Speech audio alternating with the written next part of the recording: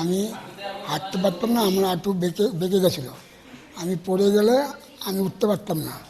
আমি এখানে আসি অন্যতম নার্সিংহোমে এসেছি, দে তার কাছে আমি এসেছি, তখন আমার চিকিৎসা করে। আমি চিকিৎসাতে আমি ভালো হয়েছি, আজকে আমি হাঁটতে পারছি, আমার অসুবিধা আর হয়নি। উনি 15 দিন আগে আমার কাছে এসেছিলেন, দুটো পাই একবারেই মানে বেঁকে গিয়েছিল, যাকে আমরা ফিক্সড ফ্লেক্সন ডিফর্মিটি বলি। উনি হাঁটতেও পারছিলেন না, তো আমরা দুটো হাঁটুই ওনার প্রতিস্থাপন করি এবং স্বাস্থ্যসাথী কার্ডের মাধ্যমেই হয়। তো এর পরবর্তীকালে উনি আজকেই হাঁটা শুরু করলেন এবং দুটো হাঁটুই সোজা হয়ে গেছে এবং উনি স্বাভাবিকভাবেই হাঁটতে পারছেন।